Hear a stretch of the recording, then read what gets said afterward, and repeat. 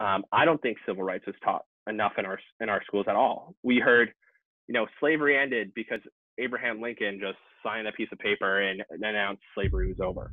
And then you didn't hear about anything again until the civil rights movement, until you heard about Martin Luther King. And like, there's so much more than that. Like, there's so much more that I feel like we have to teach, because this is our history, and that's the history guy in me is there's so much that was left out and that I didn't even know until college.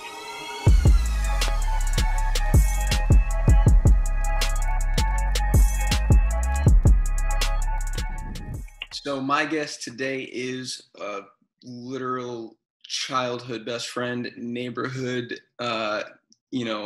rascal, we could say that. We have known each other since far too long. Can't even remember. Grew up forever, man. Legion Bowl. Bowl. Grew up literally, I think there might have been 10 houses between mine and his. There's just way too much to even comprehend. We went to elementary, middle school, high school together. Still stay in contact. Not nearly as much as, we get to see each other nearly as much as we wish we could, with me being in Florida and him still being up in Rhode Island. But he is an esteemed baseball coach. He has won middle school state championships as a baseball coach. Yeah, sorta. He just has a lot going on. He does so well. His family means a lot to me. He's meant a lot to me for, God knows how many years.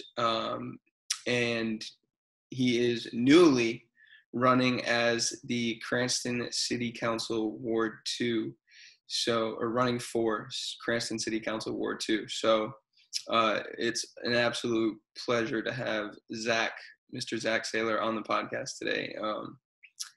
And before we get started talking about me, I mean, I guess this is about me, but I'm still waiting on my royalties for the I Am, We Are, Life is Limitless okay. slogan. You're because right.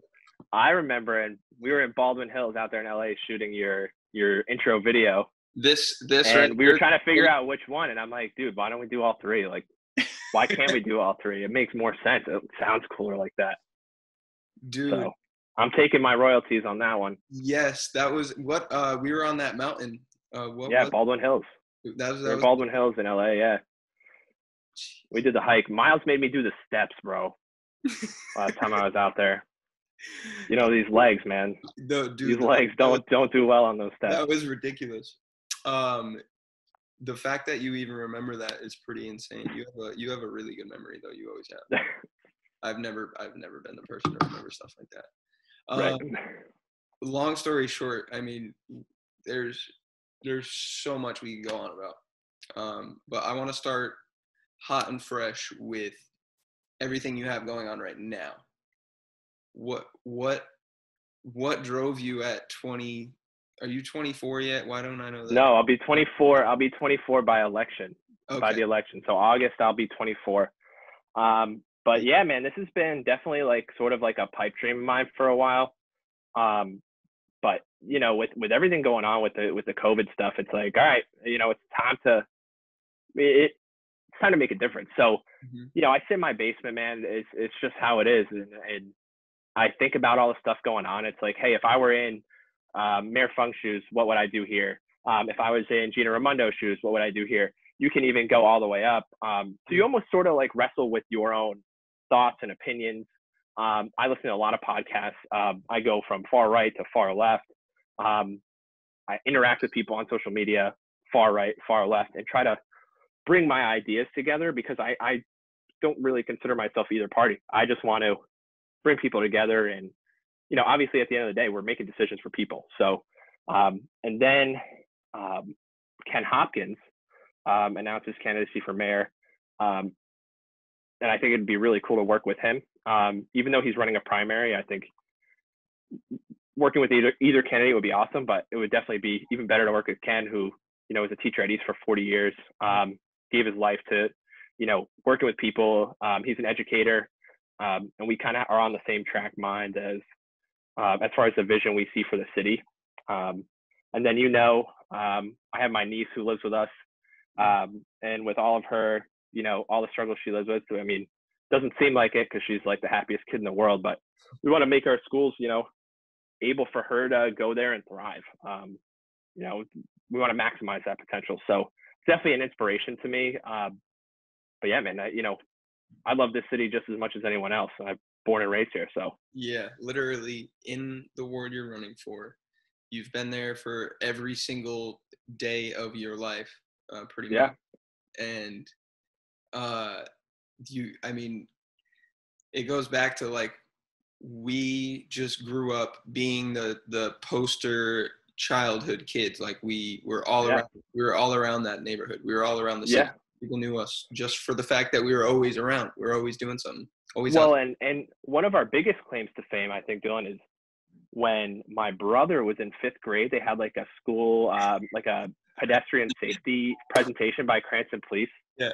And I think there was a video or a picture of you, me, and Matt walking across Rolfe Street, jaywalking. Yeah. So I think that was our first sort of like claim to fame. Like, yeah, these kids are real winners, Yeah, man.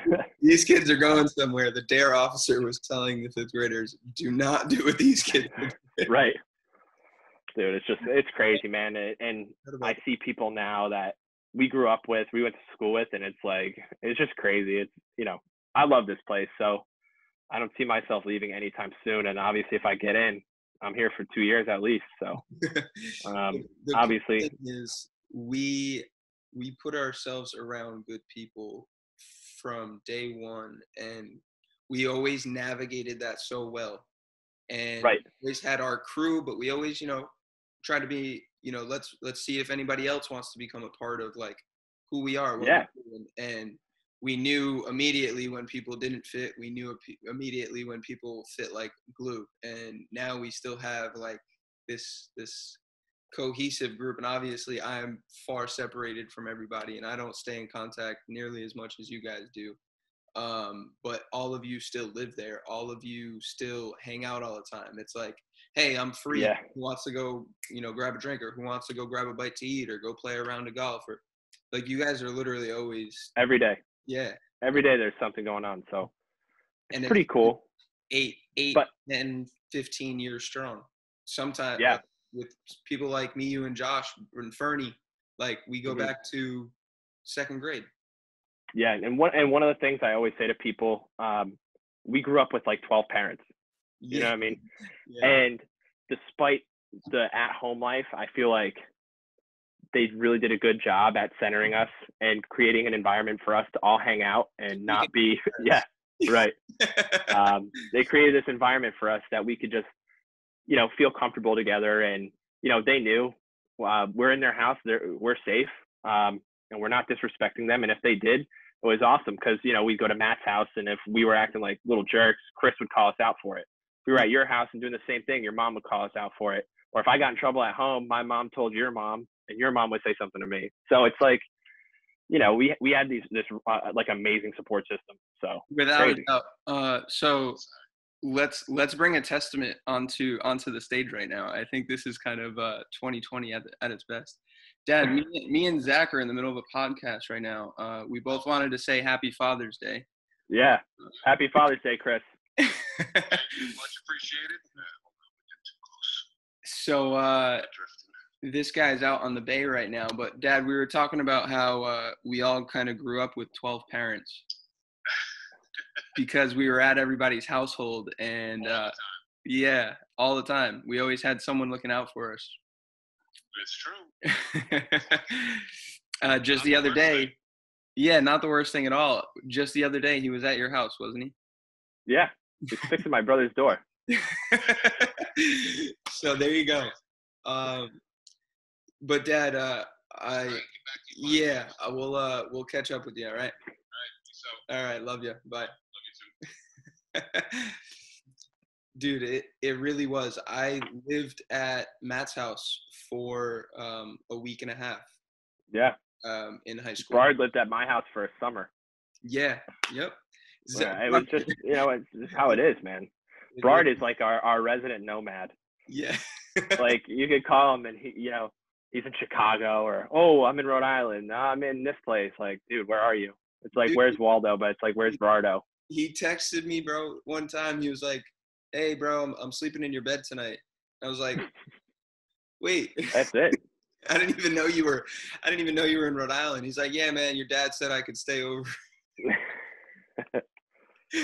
So that's definitely been a huge part of our ability to just navigate well. I think we always had good people looking out for us, including, we had parents that were caring, and they definitely gave us huge opportunity. And they sacrificed a lot, a shitload. Like, oh, big time for us. Yeah. I mean, they still do. My mom works her butt off. So appreciated. And, I like to call her lazy, but, definitely not. She works really hard. So, your mom she gets to be lazy sometimes.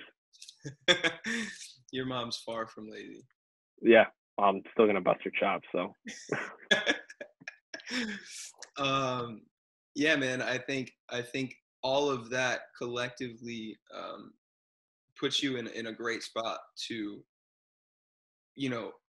know where the city needs to go, know what has been lost since we were kids.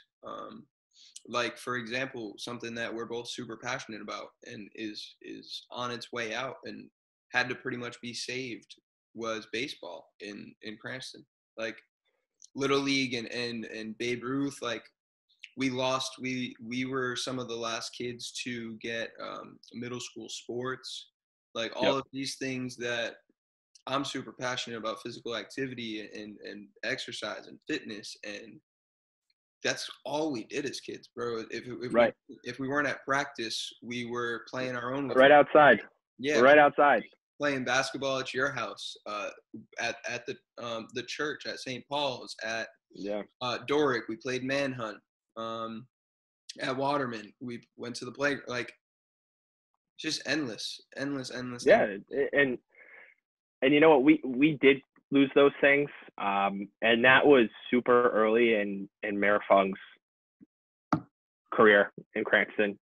And at that point, we were like in a crazy budget crunch with the recession and stuff. So we had to lose those things, but they've been since brought back. So we have middle school sports now in Cranston, which is cool. And we're trying to move into the future. So like, we lost Waterman, like Waterman's closing, but they made a multi-million-dollar renovation over at Eden Park to make it so that these classrooms are more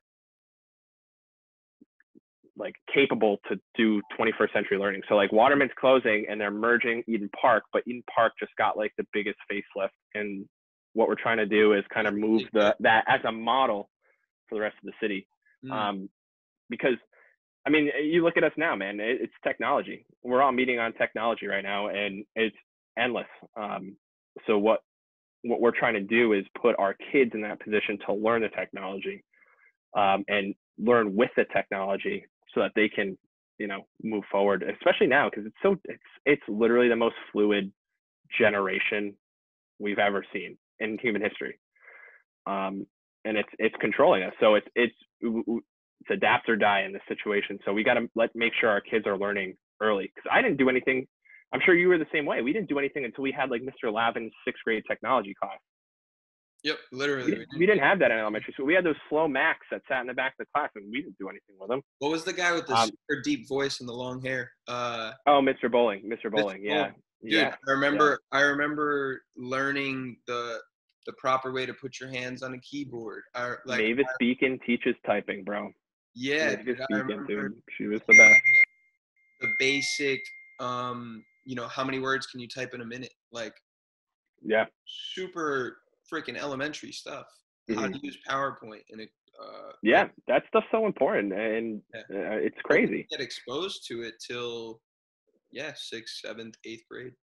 Yeah. So what they're trying to do now is teach the kids. I mean, now I don't even see us using textbooks. I see the future as not being textbook at all, especially now with distance learning. We're not going to have snow days in Rhode Island anymore. That's a big thing that came out of this COVID crisis. And one of the big debates in education right now has been, do you do one technological device per student? You know what I mean? They call it like a 1-to-1. Yeah. Some schools do, some schools don't.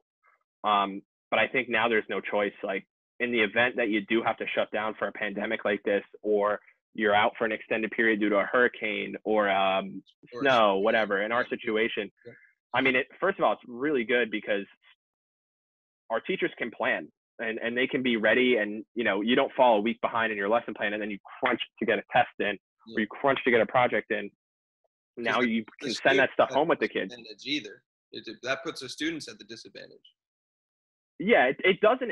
So I think I call like the typical students that don't have any sort of learning disabilities, or they're on an IEP, those kids I think will accomplish fine. But where we really have to figure out how to plan is for students with disabilities, because they get that one-to-one support in a classroom. Like I couldn't imagine my niece doing something like that, just from my experience of working, in the schools or observing. So that's where we really have to focus our attention on, as far as the distance learning goes. And I'd love to see the data that's going to come out from this. That's just, I guess, me getting my master's in education. But I think our typical students will benefit, because you know what, they're going to go home. They're going to be able to web chat with their teachers. They're going to be able to work at a self-directed pace. They can wake up at 10 o'clock and do their homework, or do what they have to do for the day. So it's good, it's bad. No more snow days. So no more, getting that call at 6 a.m., sleep until 10, and then, going sledding at Waterman or something, or at the prison. So that definitely stinks, but the kids are going to get out on time. /sled. Right. That's it.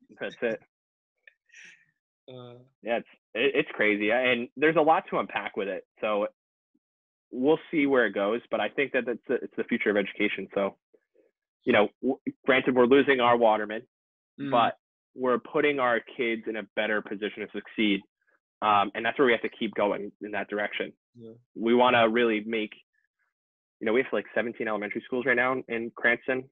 I don't know what that direction is going to be, what that number will be down the road, but we want to create a good, strong core. So no, that makes sense. And definitely, we were part of a merger, right? When one of the schools closed, and or actually where they split up. Yes, so you weren't. I was. Yeah. No, because you left. You were in 6th grade when we closed Horton. Yeah, you were. Man, I had friends in 5th grade that left. Oh, to go to Eden Park. Yeah. I do remember that. It was like there were a couple people. Mm-hmm. Yeah, like Terrence Paquette was one of them. Oh yeah, he had to do 5th grade, and Megan Lockett had to do the 5th grade over there. Yeah. So then the year after is when we got when Horton closed, they made inclusion happen at Waterman. Mm-hmm. So that was the first time we saw the inclusion classroom, where we had a regular ed teacher and a special ed teacher, and we were all in the same class. So that was the first time we kind of saw that, but that's typical. It happens everywhere. So, yeah, for sure.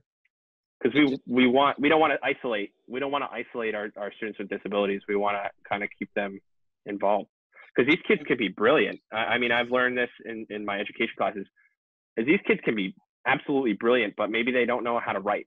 Like, they just can't do it, and they need that one-to-one help. And that's where technology helps. And that's, again, this is where we're maximizing potential. We're not going to hold a kid back because they can't write. Maybe they can do it on a computer. Maybe they can do talk to text. Maybe they can have the text read to them. So it's a matter of getting them on, in the same level as typical students. So that's so true. Pretty cool. For a long time, and there's definitely still part of education is still, asking a fish to climb a tree, and it's like you just can't expect that to happen. You're asking people to all pass the test based on the fact that you're taking one test and you have 40 different types of learners and people and experiences trying to mold into one. And it's, I think if anything, I was listening to a podcast with Gary Vee, that it was all talking Gen Z. What's the difference? What are they like?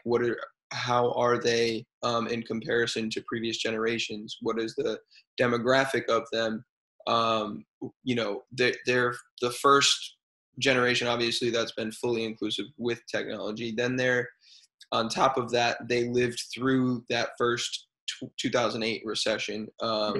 They understood that. They were open to that. And then you have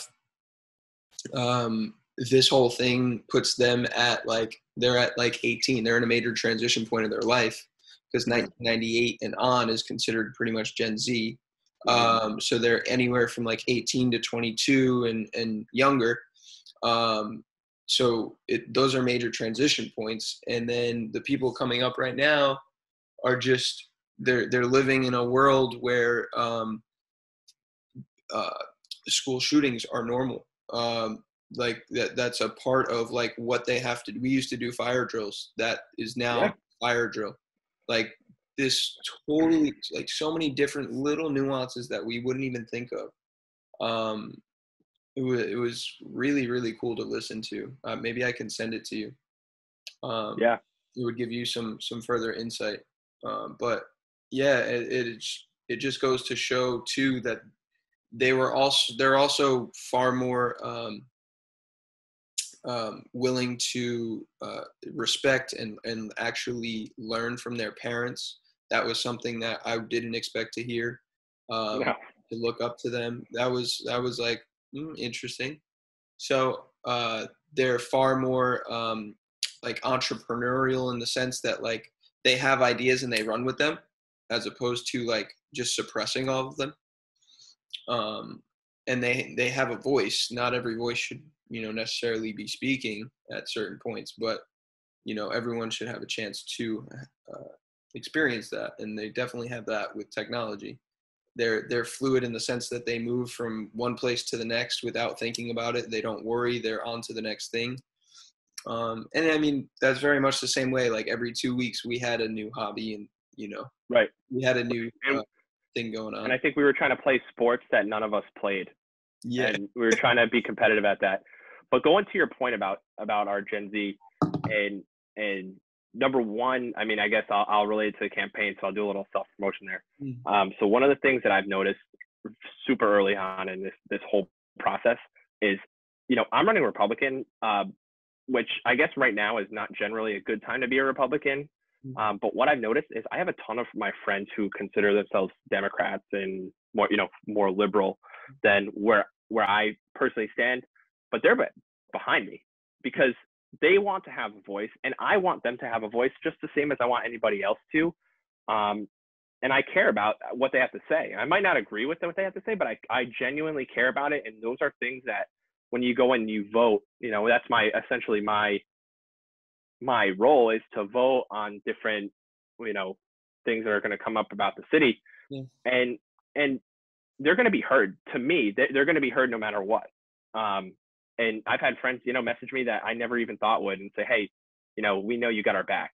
And that's been the most humbling thing for me. And it's definitely put me at ease, because almost you're afraid to be a Republican now because of, they think that you just disagree with everything. And I don't. There's a lot of things that I totally agree with, which is, and I care about it, so, and I want people to have a voice. I'm not gonna, you have a team full of kids, right?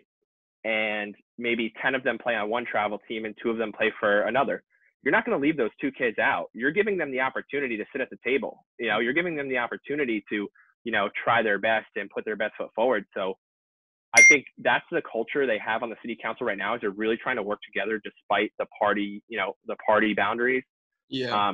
But I'm definitely going to bring a much more diverse voice because I'm young and I have friends that associate themselves with different parties, and that I care about that. So, I personally, again, I'm trying to kind of break down those barriers of party. And then to your second point about entrepreneurship, my personal opinion, I guess, being Republican, is I want to make sure that those kids can do what they want. I don't want them to have to jump through all these different regulatory hoops that, you might have to in, some other cities. And we want to develop this place. We want this place to look, cool. We want small businesses here. Yeah. You remember Wall Street, man, it was like a revolving door. And it's not what we want. We want like a small business to be stable. And, now we have that pizza place, Batola there. We just opened Coffee and Crumbs, which is cool. I've heard rumors of other small businesses coming in. But what the city's been doing is they've been like facelifting Ralph Street. They've been ripping out trees. They've been putting in new sidewalks. And that's the stuff that attracts businesses. Yeah. And a lot of our counselors trying to make themselves available so that businesses can come in and bounce ideas off them. And they know that our city has their back. I mean, we have a guy on the city council right now. He owns a Thirsty Beaver. Look how successful that place is. They just opened I believe it's their third location. I was going to say third. Yeah. Right. And that's just to show like what support from our city can do. So I'm more so of like a deregulate guy to try and make it so that small businesses can just pop up and feel like they don't have hoops to jump through. And that's, I guess, as I said, that's the Republican in me, is our government is here to protect our rights to do those sorts of things. We're not here to just hop in and jump into your business and really try to guide what you're doing and how you're doing it. We're here to protect you. You want to tell us what you're doing, but we're here to protect those rights for you, and make sure that our environment is the best suited for you. So, I guess, that's what I really want to see going forward. And we've been doing that under Mayor Fung. True. That's so true. He's done a great job ever since. We haven't had a property tax increase in 8 years. Yeah, that's it's that's pretty unheard of. So it's cool to see you in this light. Like, you can tell your passion like just bleeding out, having the conversation. Like throughout it, you hit points where I can see your mind just like boom, boom, boom, boom, boom, hit point. And I haven't heard you talk about a lot of this stuff yet. We don't get to catch up and have these conversations enough. So it's cool. I appreciate the shit out of it, because it goes both ways when you don't see someone for a while, but it doesn't take us, any time no. the conversation. It's just things get lost without the small conversations, like the big ideas or the understanding of what someone's passionate about or where someone's coming from and what someone's learning on a day-to-day basis. And to see you thrive and take those steps forward and then take this onto your shoulders is super, super motivating, without a doubt. Yeah, it's definitely been a cool process. And I'll tell you what, Brard gave me probably the best hint of advice. I told him, and he like called me instantly. And, at the time we were going through all the protests and the riots, and that was a crazy situation, and it's been a crazy situation. And obviously my mind is working on how we move forward. But the thing that was said to me that Brard really hit on is people want a voice. And you know what? There's a lot of things that me and him kind of fall like way on opposite ends of the spectrum about. But he said people just want to be heard. And you know what? Whether I have these, conservative principles or, it doesn't matter. I'm here to listen. And at the end of the day, I'm working for people, and I'm not working for my party. I'm working for the people in the city of Cranston. And that's, at this point, is what's motivating me to do this. And I don't want to see like, I'm going to go out there, I'm going to shake my hands, and I'm going to meet people, and I'm going to have people help me out. And that's been great. But at the end of the day, I have to run my campaign to help people, and people just want that voice. And that's something that I'm going to try to keep really close to me as I go through this whole process. And like the other day, I got on a call with there was this group of students that are in college now at all different levels.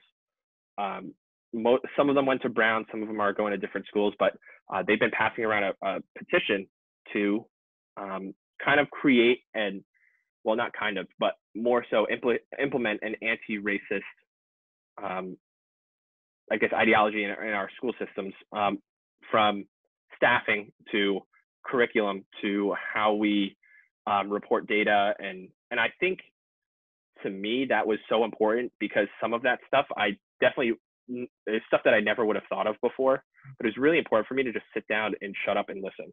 Yeah. Because they brought great ideas to the table, and I'm sitting there as they're talking to me, thinking of ways that we can make it better for all of our students. So, and we have to make it a real point to make it so that our students are learning about these crazy times in history. I mean, insane. And it's so interesting. There's so much interesting stuff that they have to learn, but, they're focused on right now. Our curriculum, history teachers are becoming English too. They're becoming they're writing stuff, they're reading stuff. Cool. But are we getting them to critically think about, maybe America's wrongdoings when it comes to segregation or slavery? And that stuff is going to help us move forward. We kind of have to break down that stigma of, Abraham Lincoln kind of saved us all. No, there were so many slave rebellions before that led up to that moment. Even in the civil rights movement, it's more than Martin Luther King. So it's there's so much left out. And I watched videos on this literally all morning. It started with a Muhammad Ali video. And he was talking about, bro, and I talked about this on the podcast yesterday. Because I was also unaware of so many things until I got to college, and I took an anthropology class and a sports management class, and throughout using both of those, learning at the same time, I was asked to do a sports management project regarding the transition of major sports in the United States, and how I ended up realizing and learning through all this literature that basically white athletes got so petrified of losing their talent, right? They're basically, they were the only ones that were allowed to play major sports, and they realized very quickly that they were not going to be able to be superior and be better than everybody else who wanted to play those sports. You have, whether it was basketball or baseball, all these different things. So they just very simply said, okay, we're going to become owners and we're going to own you and you guys can play. And that was literally white America trying to say that I need to remain superior. I need to feel like I am still in charge. So those things came into play. Then I'm listening to Muhammad Ali, and he goes into a bunch of little nuances about, why is Tarzan, he's a man of the jungle living in Africa. He's portrayed as white. Why is it called, there's a angel ice cream or angel something, and or angel cake is white. Devil's cake is chocolate. Why is when you're talking bad about somebody or you're trying to get at somebody, right? It's called blackmailing. Why is it that angels are portrayed as white themselves always? He went into like all of these little nuances, and it's so minute, but they all play a role in subconscious thought and how we think of these things. Superior, good versus bad, good versus evil, all of those things. And he won the freaking US. He won the gold medal, the Olympic gold medal, right, for boxing. And he won it for the United States. He comes back to the United States thinking, well, I mean, I just won this for our country. I should, regardless of, inclusion or not going on in my hometown, in downtown, people of color, right, we're not allowed to still go into restaurants and eat. So he was like, I just won the gold medal for the United States. I just got back from the Olympics. I'm gonna go into a restaurant downtown, and they wouldn't serve him, and he was like, just baffled. And it was like, there's so many things that people have no idea about that we were never taught about. There was world history and social studies and all of these different classes that were mandatory. And what were the electives? Do you remember? No, I mean, we didn't have that many. At Cranston East, there was one history elective that I remember. Yeah, as African American studies, and I took it. Yeah, exactly. I wanted to learn about it. Yeah. But again, I'm not, you know what I mean? I'm a history major. There's not a lot of people that is a class in itself. And I do get that. And it's really hard to, with our curriculum, it takes a full rewrite, and it's hard to implement everything in 1 year. And then now our students are in semesters. So it's changed the way at East so they'll take like 2 core classes a semester and 2 electives in a semester. And it's a semester basis. So from September to January they take it, and then or whatever. I don't know when the midpoint is, but it's they get graded by quarter. They're broken down classes in semester basis. So they take those classes, like we used to take a 7-day schedule, 5 classes a day. Now it's 4 classes a day that are longer with 5 days a week. So it's changed up a little bit. So it's really hard to compact that. And it's not an excuse for what it is, but it, like, the African American Studies class itself is so important. And there's so much to, like, you don't want to leave things out. And that's where we have to really work. Our school committee has to work on that, but it's more so our state level and our national level as to how we do that. We can, at our level, what we can do is we can only implement so much. So that Zoom call that I was on the other day was so interesting, because people that are generally, again, might not agree with me politically, and that's fine, but this is not an issue that is partisan. Like, this is us working together to try to make this place better. Mm-hmm. One of the interesting tidbits I've seen from that petition is that they want to, or one of their motivations is to get the school committee or a school system to hire more applicants that aren't white. And I think that's awesome. That's stuff that we want to do. But I've taken education classes at 3 different colleges in Rhode Island. Yeah. And I think I've had 1 non-white student at each school. And at URI, it was Jared Terrell, who plays for the Timberwolves. Like, he was not an aspiring teacher. Yeah. And that's fine. But this is at our level. This is what we can do at our level. How can we encourage more students to go into education? It's not a glorious field. You don't get paid a lot. Trust me, I'm going into it, and I understand it's not like I make more money now as working for the bank than I will as my first year as a teacher. And you have to be passionate about it. So how are we going to expose our students to classes like this before they get to college? Mm-hmm. They can go to VOTEC at West, but what if they want to stay at East? How can we create elective programs for, social studies includes psych and sociology. How can we include an education class? Is not far off from those. Yeah. And plus, you're empowering your students. You're letting them come up and teach. You're letting them, a lot of the lessons have to do with them teaching in their class and getting up in front of people and talking, which definitely gives you confidence. And I like that a lot. And when you go to a school like East, who literally is at a 50-50 split in population, right? We're going to expose so many more, potential teachers in that sense. And, the last time they said, I spoke to a teacher from East, and they work in the history department. They said the last time that there was an applicant of color was 2002. What? 2002. This is 18 years ago. So it goes to show that there's a lack of candidates, and I would love to see East have a reflective faculty as they do students. So I think that that's important, and that's something that we're definitely going to take to the table, and we're going to listen, and we're going to figure out ways that we can encourage a diverse field, because I want to work with, I want to work in a heterogeneous field. I want to work with different kinds of people from different backgrounds, because that's how you learn. That's how you learn about people. That's how, I love arguing with people who don't have the same opinions as me. I love it, because it makes you smarter. It makes you learn more.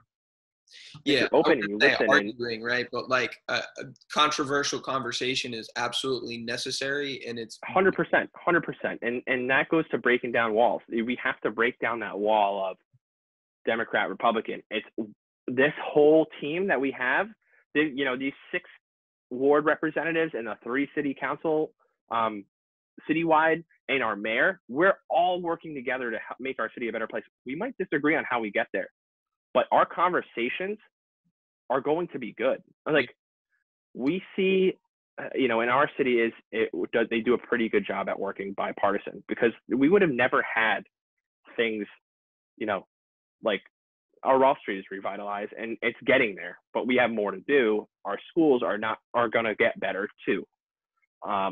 And it's going to be incredibly difficult navigating after COVID, because the money situation is going to be entirely different. But on a city level, we have Topgolf going in pretty soon. That was a 9-0 decision on our city council.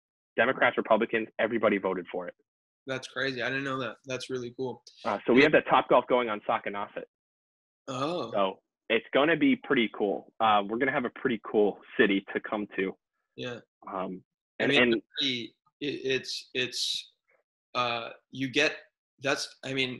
A lot of cities in Rhode Island are like this. In Rhode Island in general is pretty much, you can get so much of everything in a little place, but Cranston is, I think, the centerpiece of that. Big time. Because you have the Cranston, you have West, you have, the country clubs, you have the nice areas up there. Then you get to a little bit more historic, you drive through Knightsville, you get to the center of the city. We have the original high school that was built in Cranston is our school. Yeah. You have City Hall. Then you can go back out towards the bay where, and that's historic as well. It's just beautiful, super historic. All these older houses. But again, this ward is our center of the city. And that's what's so cool to me is you drive down Main Street in East Greenwich. If you look at that, you have the Greenwich Odeum at the top. Yeah. So, a little old theater that, they bring in cover bands and comedy acts and, all those things. We have Park Theater right at the top of Raw Street. Mm-hmm. Why can't we make something that cool? Yeah. And why not? Like, what is our reason to not do that? For years, though, it was nothing. When we were in middle school, that was nothing. When we got into high school, and that started to turn into a cool place again. And I remember my dad taking Seth and Haley to go to Park Theater and actually watch a movie when it was a movie theater. Like, there's so many cool nuances and there's so much history in Cranston. And like you said, that ward, literally where we grew up, is the dead center of the city. And it's just, you can go in any which direction and get whatever you want. You can go all the way down Park till you run into Providence, in the heart of Providence. You can go east until you hit the bay and the old, mansions, which are like Newport Mansion-esque, right? Then you can go west, and it's used to be all farmland, and now it's big development, new cookie cutter houses everywhere, and that kind of place, and hills and valleys and lakes and ocean, and you just literally, you have everything. You have everything there. Such a cool place. And always, like, I'm coming home in a couple of weeks. I can't wait. Yeah, it's getting there, man. And there's a ton of different options. And that's what's cool about Raw Street. And like, again, our city is so cool. It's so cool. And I, it's somewhere where I think, we all had our situation. I mean, you're out there now, but we've all had the situation where, like, screw this, I'm out. I'm leaving Rhode Island. I'm leaving Cranston. But then it's like, if we leave, who's going to do the work that is meant to be done? Do you want somebody that's going to come in from another city or another state or whatever? I'm somebody who's been here for, my entire life. That's not that long. But I've been here. I've lived through our recession times, I call it like the pre-Fung era, where it was nothing and we were losing money and we were making bad business investments and bad decisions. Then you get to the Fung era where he's like, okay, I'm I'm pro business. Like, let's make this place look cool, number one. And number two, the businesses are just going to come in here. Like, there's business opportunity that, you or I might not know about that, maybe our city council struck down, but there's opportunity. People want to come here and open their business. Yeah. And that's awesome. And we have to keep, again, I don't think that we need a particular change. It's more so of how are we going to keep going in that direction? Yeah. Yeah. Because if we stop now, where are we going to go? Mm-hmm. We have to keep moving in that direction. And that's where I think that I could be a big difference is I'm going to take our younger people that might be people that could potentially invest in our city, or that they want to, raise their family here. Like, that could be me at some point in my life.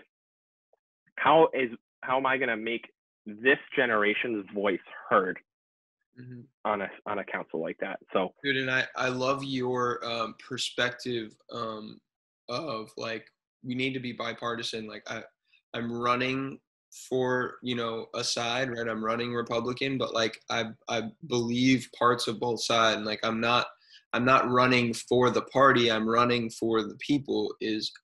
That's an awesome freaking slogan. That's great. Because that is part of what, this generation, our generation and this Gen Z generation is like. Listen, there's people on every side making crappy decisions and mistakes. Most of them is because they live and die by the sword. They're not willing to take a step back and admit when they're wrong, and they're not willing to compromise. But there's a lot more compromising happening these days, and media blinds that. But there's so much more compromise going on that we can ever really recognize and be comprehensive of. And we're moving in this direction and of politics in general that just need to be the barriers need to be broken down, like you said. Right. I've never stood on a side. I've never stood on a side of anything, really. There's ups, downs, there's valleys and peaks and ebbs and flows to everything we do in life. And that's why I chose that heartbeat, because it is part of who we are. It's our DNA. It's our frequency, right? It's the frequency that we operate on. As humans, there's up and downs every single time your heart beats, every time you make a decision, every time you bat your eyes, every time you say a word. All of that plays a role. And taking this idea, right? I am, we are, life is limitless, which is yours in general. What if we made a shirt, or what if you made a shirt that said, together we are limitless, and your logo and our logo clashed in the middle, where you have a logo on there and it says together we are limitless. Yeah. I mean, my slogan was let's go together. Let's go forward together. We are going into the future of Cranston. This is 2020. It's our 2020 election. We're in a new decade. I'm ringing in, hopefully I'll ring in 2021 being sworn in January of next year. I think that would be like literally like the icing on the cake. And it'd be so cool. It'd be so freaking cool to have, invite people back to, be able to do that. And the whole thing is let's go together. So I think that'd be cool, because your slogan definitely rings in with us. Is we want to make Cranston like this place of limitless opportunity. So I think that'd be cool. So what's really cool, and I don't know if you saw this, but I had Melvin create a logo for me it's the L in the middle. In the middle, instead of the heartbeat, it's a city landscape, so it looks like building. But once again, it's up and it's down, and the T on the other side. So I'm also making a shirt that says Cranston is limitless, and Providence is limitless, and Chicago and Miami. And I'm making shirts for every city, because people want to represent their city, and people want this sense of inclusiveness, this sense of bipartisan, this sense of togetherness. That's what we are always seeking. That's what we want. So we should definitely come up with some ideas and see if we can create something. Yeah, I could see it. I could see something that says Cranston is limitless. Have some like sort of Cranston nuance there. and then on the back we get the let's go together. Yeah. I think that'd be cool. We can get some ideas out there, and we'll get some clicks. Yeah, for sure. We'll get some shares in this world of social media. If you're listening to this and you have any more ideas for us, or you like either one of those ideas, let us know. And definitely also throw your ideas out there, because again, people want to be heard, man. People want to be heard. That's it. And hopefully I end up being that voice, or being that ear, and then that voice. And what I said to, the group that I met with the other day is, hey, I'm on your team. I'm on your side. Like, I believe in a lot of the stuff that you want to bring to the table. And, you've brought up issues, and it's my job to address, help provide the solution. And it's not just, and that, again, it's not our role to completely be the solution. The government is not the solution. We're there to maybe give an option or give a directive, but we're not completely the solution. Again, it's going to take a lot more than just our politicians to listen. It's, our parents and their parents, and, maybe your neighbor or whatever. It's got to be like a group solution to how we address it. So, and it takes action. It takes right. And I applaud the kids or the young adults that put that together. It's it's really cool to see. Like, I mean, at 19, I was definitely not mature enough to handle that stuff. 20, I might not have been either. But for them to get together and make a voice for themselves, and maybe a group of students that, might have felt like they didn't have a voice. But, now it's time for those voices to be heard. And I think it's so important. I couldn't agree more, dude. I think you're doing a great job of it. Appreciate definitely just your passion for it and taking a leap in that direction, because we know plenty of people who are not driving after what they want. They're driving, down the middle lane because that's where they think they're supposed to be, and they're just kind of doing what they are told to do by society. You stepping up and taking this role and taking on this responsibility is huge. Is great. And it most of all it's leading by example, which we need more of, dude. We need more of. What is on the forefront of your mind for Rhode Island in general? I know you might not want to. I mean, there's a lot of, I guess, flaws of every city, state, country, region, whatever. But I just want to see us have a community that invests in our young people, which is important. We want to invest in our schools. We want to invest in our athletic programs. We want to invest in our fields and our playgrounds and our parks, so that kids have an outlet. Yeah. So that, maybe they're not in a situation, that they could get in trouble. That's really important. And two is creating a culture of small business. That's literally so important. I mean, you're a business owner. You kind of do your own thing, but we want to create a culture of people that can think and provide a really good service to people, and make it so that it's accessible and cheap. You notice, you have a lot of these companies, these huge companies that, there's a lot that drive us. What will we do without Amazon? What will we do without Walmart? But, you want to be able to go down to the mom and pop. You want to go to the Derpy Hardware, but you want to make it easy for them to open and stay afloat, and, maybe not pay so much in, business taxes. And that's those are the big buzzwords are, tax.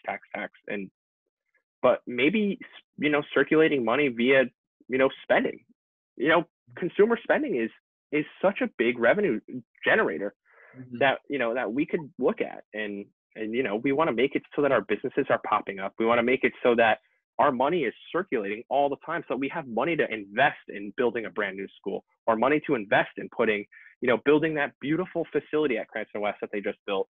They finally have their own place to play, and Cranston East finally has their own place to play. Yeah.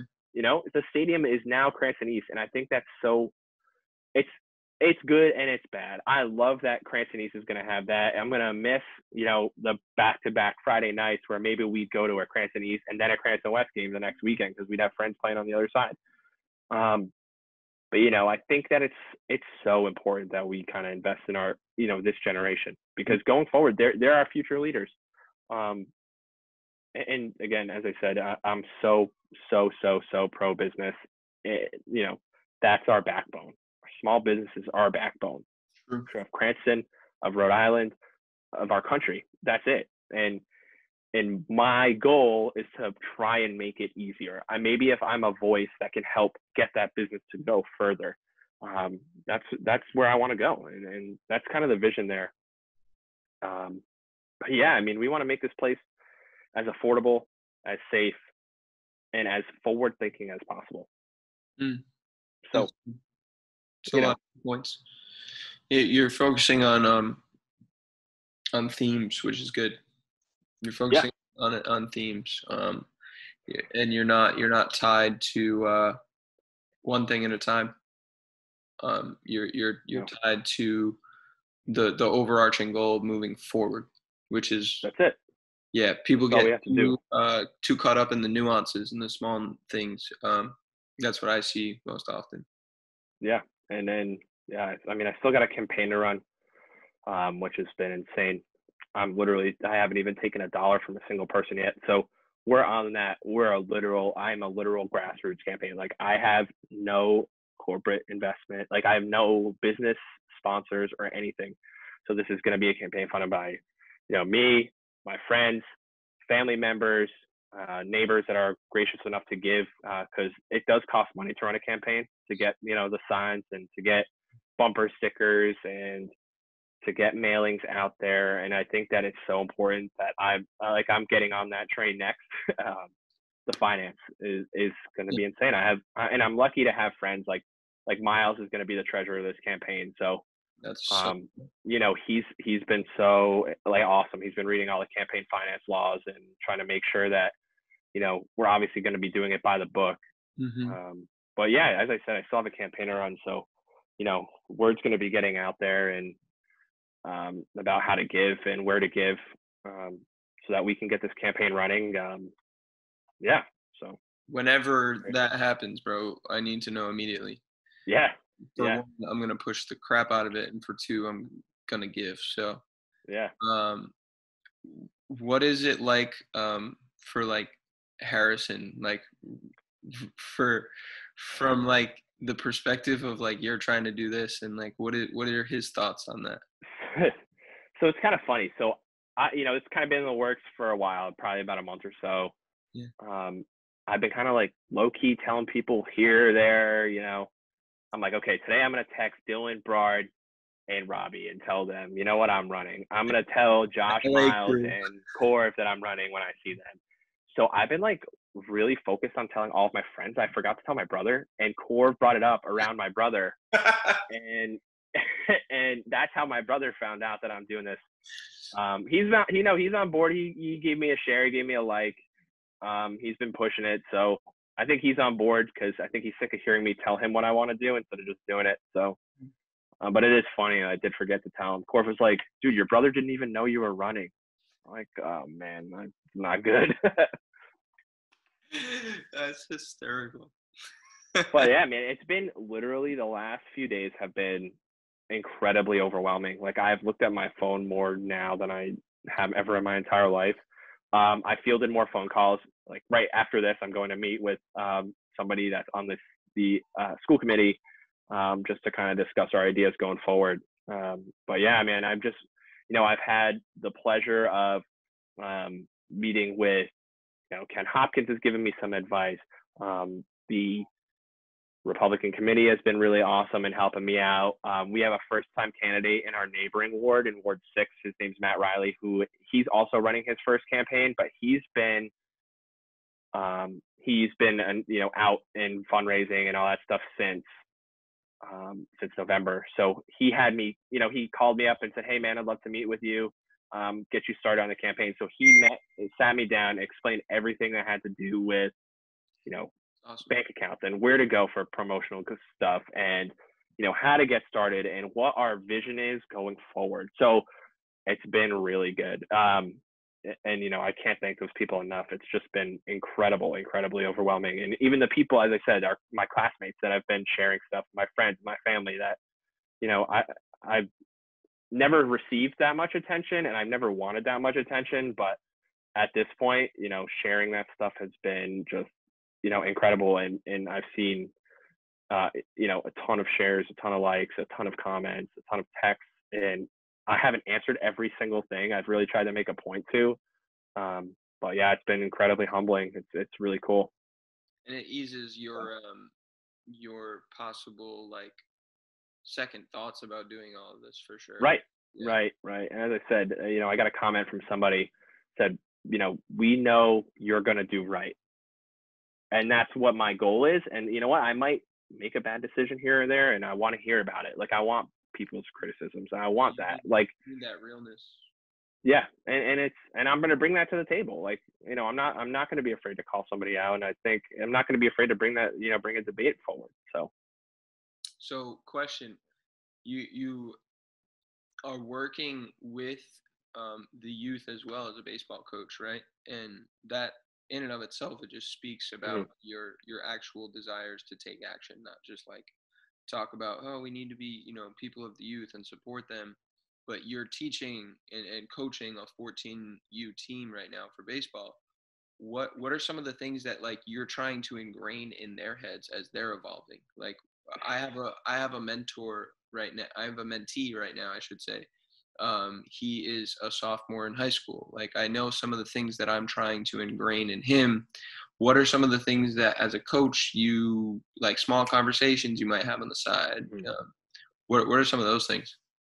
So one of the big things that I've been really trying to push with my kids is not to take themselves so seriously. Like, don't take yourself serious at all.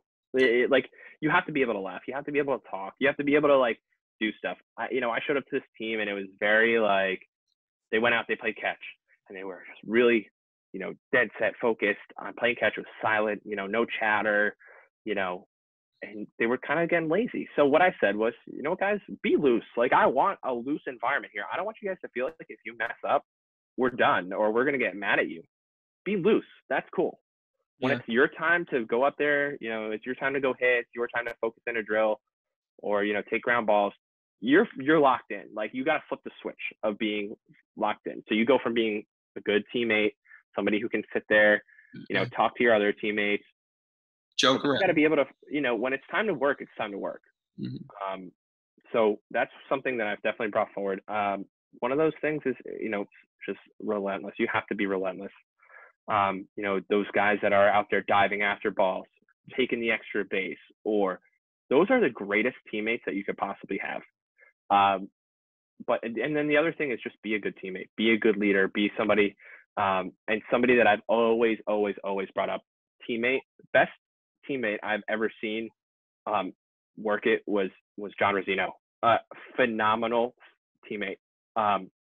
He was a guy, when I was a freshman, he was a senior. He was like, the big, he was the guy that everybody at Cranston looked up to.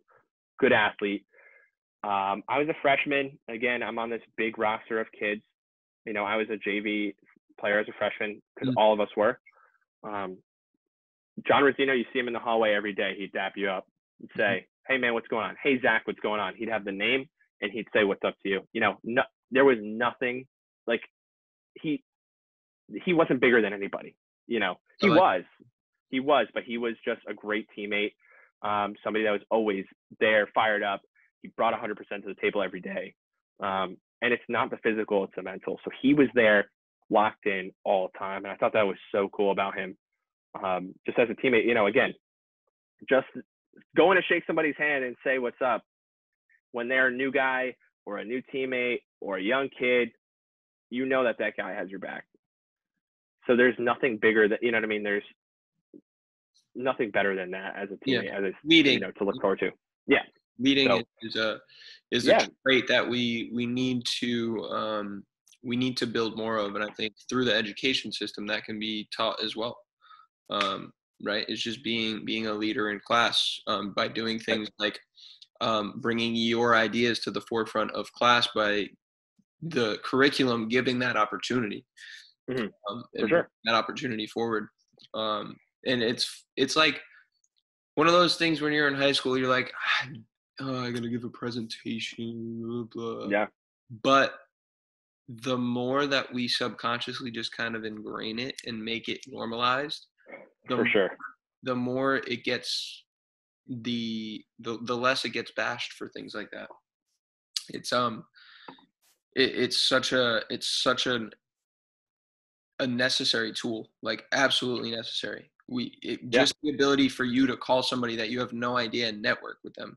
When I moved down here, I had no choice but to network. I had no choice but to have conversations with all the people that I drove and Lyft and Uber and hand out my business card. And dude, those things throughout school can give you confidence to do that and not feel so lost when you get into this world at 18, at 22, at 23, whatever it may be. Yeah. And that's something I'm going to do literally right now. I'm going to network. I'm going to meet people and talk to them and try to figure out how we're going to do it. I'm going to meet a Democrat. Like, it does not matter. It does not matter. And that's something that, like, I've been telling people is, like, we're working together. Like, this city is so cool in that sense. Is we're working together to try to make this place a better place. And we're going to, as I said, I'm going to do it. And, now it's time to put my foot on the gas and really, make those connections. So yeah, it's been pretty cool. For sure, bro. I can't even imagine what it's like, what spotlight you putting yourself in, but I'm super, super happy for you taking a step and doing this, because regardless of what happens, you have made a name for yourself, and you've made a point, and you will make a point for people our age, for people in our friend group, and for your family, most importantly, the closest people to you, that it's all possible. It's all within reach, and we have to step up in order to be heard at any point. We have to step up and we have to talk. That's it. That's all we're doing, man. We're moving. Super simple. Dude, where can everyone go tackle the opportunity to learn more about your campaign, or just learn more about you in general, and what you're up to? So as of right now, I'm on Facebook, Instagram, working on web design right now. Both are, so my Facebook is Zac Sailer for Cranston City Council. My Instagram is just Sailer for Cranston. Like, follow, share. I've been kind of pushing it, but, try not to push it too much, because too much content, I don't want to be watered down. As of right now, I have my official campaign announcement on there, which I did in like a Dear Cranston form. Is like, I'm trying to write a letter to the city I grew up in and say, hey, let's go forward. So that's been a big thing. And then I have like a thank you on there, because I mean, the overwhelming support's crazy. If people want to volunteer, because, getting into the summer months, I'm going to need people to help me go door to door and drop stuff off and lit drops. And, those things are really important. I need people to help me get sign locations. That's also important. You can message me on there on either platform, or you can email me at sailerforcranston@gmail.com if you want to sign, if you have a question, if you want me to address something on a post. I'm going to be trying to come out with like a weekly, how are we going to move forward post. So I want people's opinion on what we're going to do to get there. And, I'm going to propose possible solutions, and, hopefully they're good enough, to earn their vote. So. Yeah, for sure, dude. I think you can definitely utilize those platforms to hear people's opinions and let them be heard through there. That's an awesome idea. I've found lately that, like, putting random, you've seen some of my things on Facebook, you ask questions and people love to comment. Yesterday I had I want to say like 30 people comment on a what's your favorite book post. Just very simple. You can talk about the pothole on Rolfe Street, or what business would you like to see on the corner of Park and Reservoir. Burger King's closing, right? No, Burger King is open. Open. They renovated. Yeah, Burger King fully renovated. Burger King on Sakanasa closed. Oh, okay. I knew something. They did a pretty good renovation. So I was gonna say, dude, that was like our Burger King. Yeah. After school. Yeah. Nothing like a good dollar rodeo and a Coke. Eat healthy, kids. I have one more question for you. In 10 years, where do you see yourself? Oh shoot, that's bad. So hopefully, I mean, I get this seed and I can maintain it and do well in the next 10 years or next 8 years at least, because that's the term limit. I don't see myself, again, at this point, I'm so early on in my political process. I don't see myself really going anywhere further than Cranston. But big goal is hopefully, I'm pretty modest with my goals, man. I want to be a teacher. I want to work in an inner city school, give back to kids that, might not be as advantaged as we were growing up. Be a voice, be a role model, be a leader. Hopefully, still working as somebody, as a voice for people in Cranston. And more importantly, man, I want to be a coach. That's what's driving all of this. Coaching, leadership. I mean, you saw it in action, man. You saw one of the craziest games I've ever been a part of as a coach. Mm-hmm. You were there. I remember it like it was yesterday, North Cumberland Middle School. Yeah. When I was coaching for Lincoln, we beat like the best middle school team I've ever seen. It's crazy. And it's crazy because there's a kid on that team that's in the NHL now who got drafted by the Canadiens. So yeah, it's wild. So, that's so cool. But yeah, man, it's really just being a voice for others and, using my role as somebody that's vocal to provide and maybe give others that voice. So. Dang. I just got the chills. Dude, man, I mean, you remember you guys drove it, man. You guys started it. You guys really pushed me. I'm still have those lazy principles here and there, but I think of you telling me to move my butt, or Matt kind of pushing me not to be a punk or whatever. Yeah. Those things they're ingrained in us, man. Still like it was yesterday, man. And that's why I commented on your post the other day. Coffee milk, hot tub, burger, hold the cheese, because those are like our memories, man. Dude, I showed that to Haley the other day when you commented it. We were both at work. She lost it. She was like, "Oh my God, nobody knows you better than your friends from when, back in the day, those middle school and high school days." It's crazy. Right. I mean, Eric's at my house every day. Yeah, it's crazy, man. Wow. It's nuts. So funny. But hey, man, go do your thing networking. That's it, man. Thank you. Awesome. It was so cool to hear your ideas and just the passion bleeding out from everything that you've collected over the last couple of years, through education, through networking, through coaching, all of that stuff. It's moving you in the right direction for sure. So I appreciate it, because that's motivating me without a doubt. Yeah. Thanks for the platform, man. This is really important for me going forward.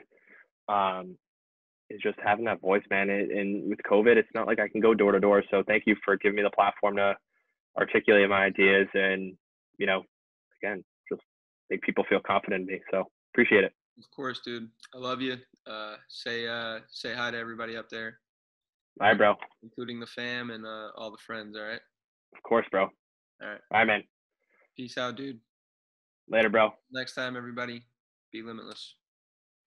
My goal with this LT360 podcast is not only to bring you the best guests, stories, and lessons, but also the best products and services that span all markets and industries that will allow you to create a limitless lifestyle day in and day out.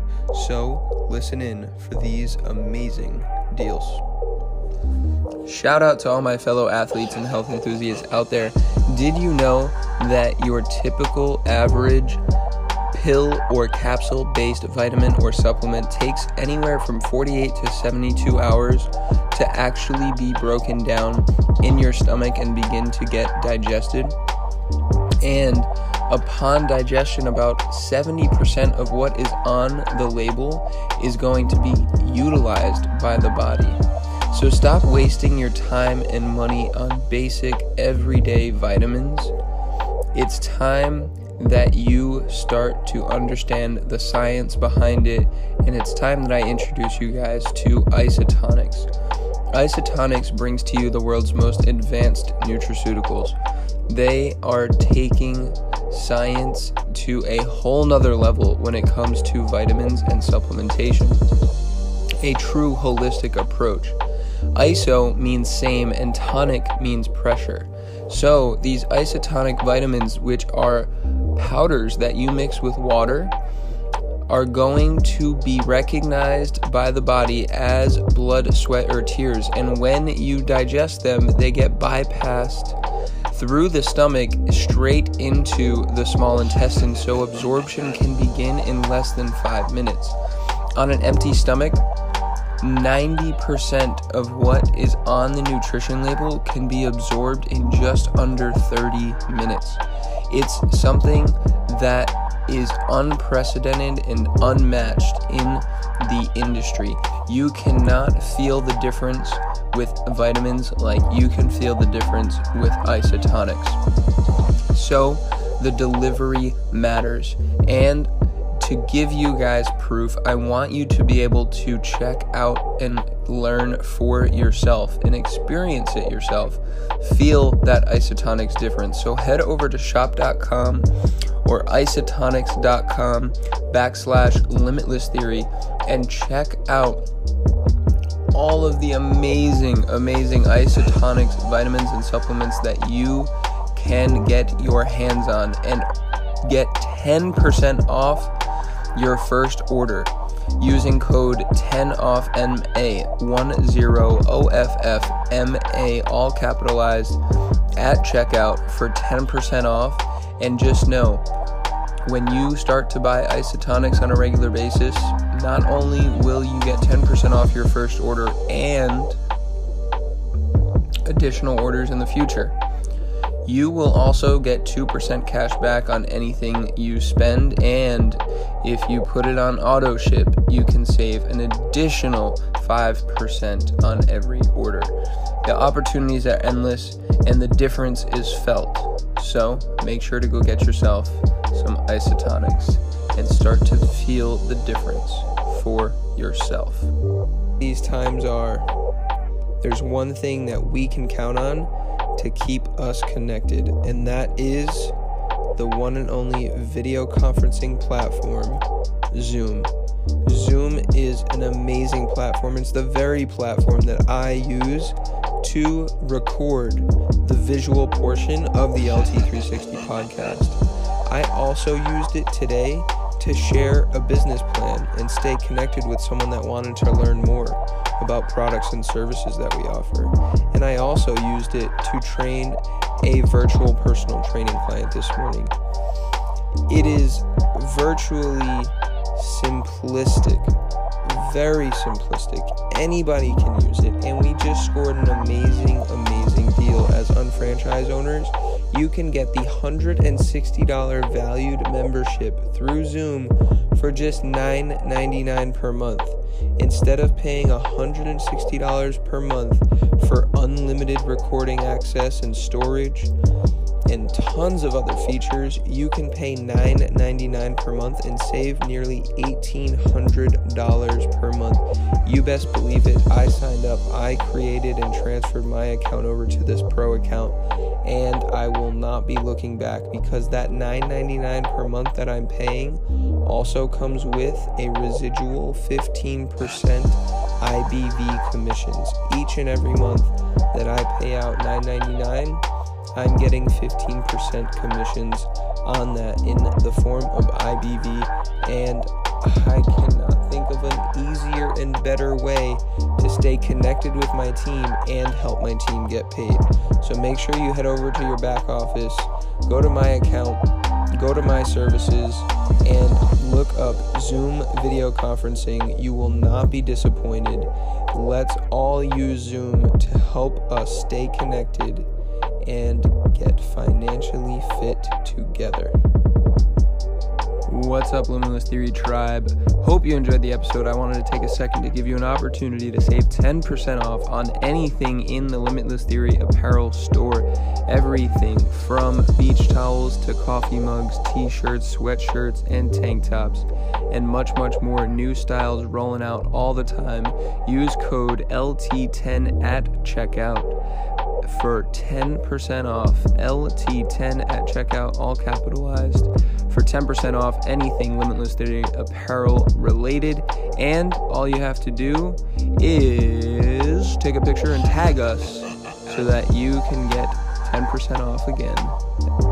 What's up, Limitless Theory Tribe? Hope you enjoyed the episode. I wanted to take a second to shout out a childhood neighbor of mine, Victor Rosa. He just started a new podcast. Would love for you guys to go support. It's called Real Recognize Real.